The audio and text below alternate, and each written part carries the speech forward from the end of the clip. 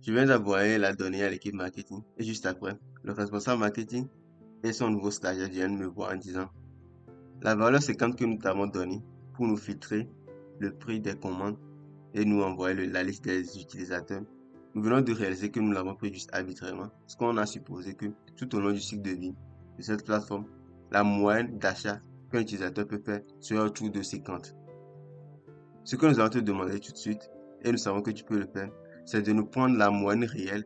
Là, on sait que cette valeur a une connotation business ou a une signification business. Et en même temps, cette valeur est basée sur plusieurs mois d'expérience de notre plateforme. Là, je dis juste, OK, je vous enverrai la donnée dans quelques minutes. Pour ceux qui n'ont pas suivi les précédentes vidéos, ils sont juste tentés de venir faire prix supérieur à la moyenne des prix. Et là, l'éditeur va vous sortir l'erreur. Ouais. La fonction d'agrégation moyenne n'est pas autorisée à fonctionner dans le web.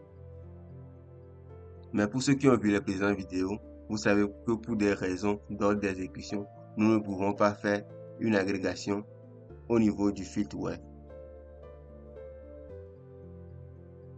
Une autre personne aussi peut juste penser, je vous montre, il va dire, mais pourquoi tu ne calcules pas juste la moyenne ici? Je vous montre. Il suffit juste de calculer la moyenne et tu viens mettre cette valeur.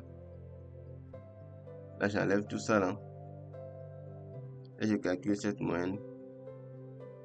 Je viens juste faire.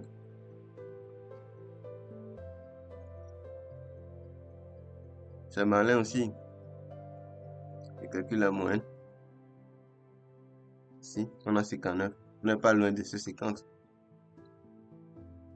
Et tu viens juste mettre cette valeur. C'est tout.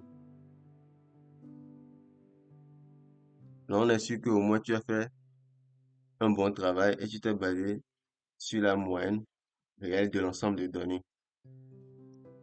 Mais une chose qu'on ne doit pas oublier est que la plateforme continue de vivre et les gens continuent de faire des achats. Cette moyenne qu'on a à ce temps précis n'est pas la moyenne qu'on avait au jour précédent et cette moyenne ne sera pas la moyenne qu'on aura dans 2 jours ou 3 jours. Je vous explique. Là, j'ai calculé la moyenne ici. Ce que je peux faire, c'est de filtrer sur une date. Je fais sur euh,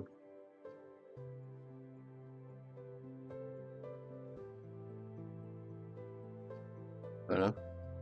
Je fais sur le 24 12 décembre. Je fais sur 4. Voilà. Le 4 et le 5. Et le 5, je vous montre.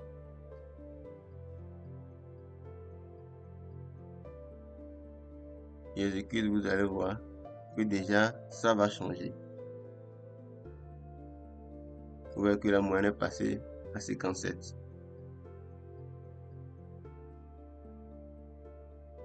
Je refais, voilà,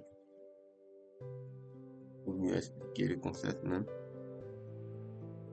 Je fais sur 3 plages de valeurs différentes pour vous montrer juste que quand on aura des jours, on aura de la donnée et cette moyenne va varier. Là, je viens refiltrer sur 3 ici et 4. Je viens aussi refiltrer ici sur... J'inclus toujours une valeur, je prends une valeur moyenne. Je viens refiltrer sur 3. Un moment. 3 et 2 ici, peut-être.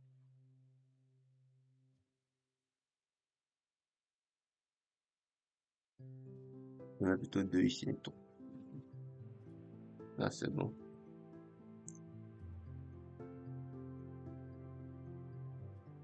Je vais interroger ça pour vous montrer.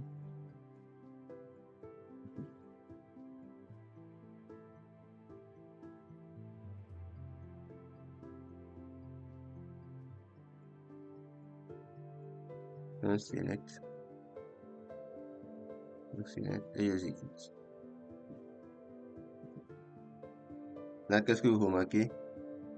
La moyenne d'achat varie selon la plage de date. On a 57, on a 56, on a 58. Si on est peut-être aujourd'hui le 5, de date précédente jusqu'au 6, la valeur va varier.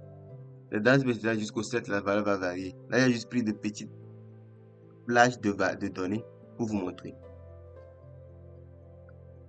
Là, je viens de démontrer que il n'est pas bien de prendre une valeur statique ici parce que cette valeur est amenée à varier selon le fonctionnement de la plateforme. Que peut-on faire pour résoudre ce problème? Là, je profite pour vous introduire ce qu'on appelle en SQL les subqueries ou juste les sous-requêtes. C'est juste une requête qu'on peut faire dans une autre requête. Au lieu de venir prendre cette valeur statique ici, je peux juste venir mettre une parenthèse et je refais une requête pour prendre cette valeur. Je prends juste cette requête ici. Et je dis, quand tu vas finir cette requête, prends-moi cette valeur-là. Select. Oui. Je vous montre. Quand je vais finir cette requête, prends-moi cette valeur-là. Là, au lieu de filtrer sur une valeur statique, il va filtrer sur la sortie de cette requête qui est ici, la sortie du select moyenne de cette table. J'exécute.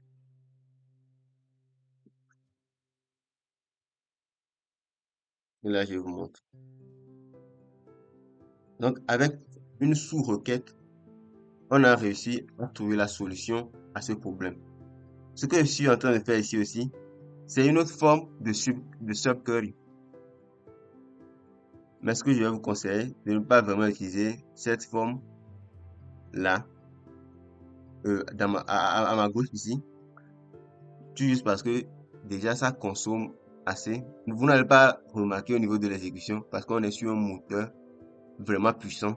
BigQuery, le moteur de BigQuery est vraiment puissant, mais ne faites pas un programme qui va tourner en production ou qui va tourner dernière étape. Il fait plusieurs selects ici. Là, je l'ai fait juste pour vous montrer l'exemple, mais c'est une manière de faire des subqueries aussi. Ici.